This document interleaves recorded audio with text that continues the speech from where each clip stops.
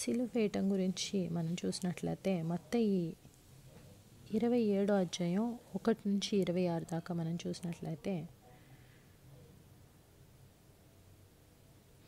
ఉదయమైనప్పుడు ప్రధాన యాజకులను ప్రజల పెద్దలందరూ యేసును చంపింపవలనని ఆయనకు విరోధముగా ఆలోచన చేసి ఆయన్ను బంధించి తీసుకొని పోయి అధిపతి అయిన పొంతి పిలాతునకు అప్పగించిరి.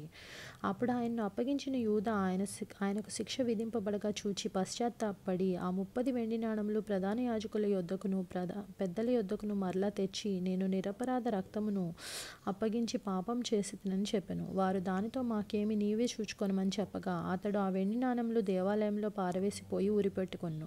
ప్రధాన యాజకులు ఆ వెండి నాణములు తీసుకొని, ఇవి రక్త క్రయధనము గనుక వీటిని కానుక పెట్టెలో వేయ తగదని చెప్పుకొనిరి. కాబట్టి వారు ఆలోచన చేసి వాటినిచ్చి పరదేశులను పాతిపెట్టుటకు కుమ్మరివాని పొలము కొనిరి. అందువలన నేటి వరకు ఆ పొలము రక్తపు పొలము అనబడుచున్నది. అప్పుడు విలువ కట్టబడిన వాని, అనగా ఇజ్రాయేలులో కొందరు విలువ కట్టిన వాని క్రయధనమైన 30 వెండి నాణములు తీసుకొని, ప్రభువు నాకు నియమించిన ప్రకారం వాటిని కుమ్మరివాని పొలముకిచ్చిరి అని ప్రవక్త అయిన ఇర్మియా ద్వారా చెప్పబడిన మాట నెరవేరును. యేసు అధిపతి ఎదుట నిలిచెను. అప్పుడు అధిపతి, యూదుల రాజువు నీవేనా అని ఆయన అడుగగా, యేసు అతన్ని చూచి, నీవన్నట్టే అనెను. ప్రధాన యాజకులను పెద్దలను ఆయన మీద నేరం మోపినప్పుడు ఆయన ప్రత్యుత్తరం ఏమీయూ ఇయ్యలేదు. కాబట్టి పిలాతు, నీ మీద వీరెన్ని నేరములు మోపుచున్నారో నీవు వినలేదా అని ఆయనను అడిగెను. అయితే ఆయన ఒక మాట అయినను అతనికి ఉత్తరం ఇయ్యలేదు గనుక అధిపతి మిక్కిలి ఆశ్చర్యపడెను. జనులు కోరుకొనిన ఒక ఖైదీని పండుగలో విడుదల చేయట అధిపతికి వాడుక. ఆ కాలమందు బరబ్బా అను ప్రసిద్ధుడైన ఒక ఖైదీ చెరసాలలో ఉండెను. కాబట్టి జనులు కూడి వచ్చినప్పుడు పిలాతు, నేనెవరిని విడుదల చేయవలనని మీరు కోరుచున్నారు, బరబ్బానా లేక క్రీస్తు అనబడిన యేసునా అని వారిని అడిగెను. ఏలయనగా వారు అసూయ చేత ఆయన్ను అప్పగించిరని అతడు ఎరిగి ఉండెను. అతడు న్యాయపీఠం మీద కూర్చుండి ఉన్నప్పుడు అతని భార్య, నీవు ఆ నీతిమంతుని జోలికి పోవద్దు, ఈ ప్రొద్దు ఆయన్ను గూర్చి నేను కలలో మిక్కిలి బాధపడితేనని అతని యొద్దకు వర్తమానం పంపెను.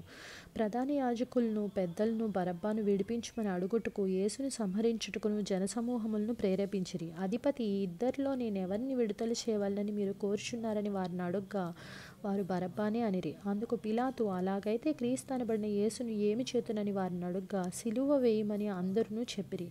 అధిపతి, ఎందుకు, ఇతడు ఏ దుష్కార్యం చేసినని అడుగగా వారు సిలువ వేయమని మరి ఎక్కువగా కేకలు వేసిరి. పిలాతు అల్లరి ఎక్కువగుచున్నదే గాని తన వలన ప్రయోజనమేమీ లేదని గ్రహించి నీళ్లు తీసుకుని జనసమూహం ఎదుట చేతులు కడుక్కొని, ఈ నీతిమంతుని రక్తం గూర్చి నేను నిరపరాధిని, మీరే చూచుకొనుడని చెప్పెను. అందుకు ప్రజలందరూ, వాని రక్తము మా మీదను మా పిల్లల మీదను ఉండునుగాకనిరి.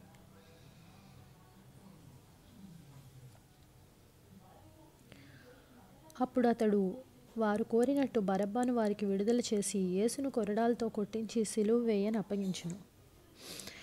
అలాగే దీని గురించి మనం మార్కు 14వ అధ్యాయం 53, అలాగే లూకా 22వ అధ్యాయం 39 నుండి 54 దాకా కూడా మనం చూడొచ్చు అన్నమాట.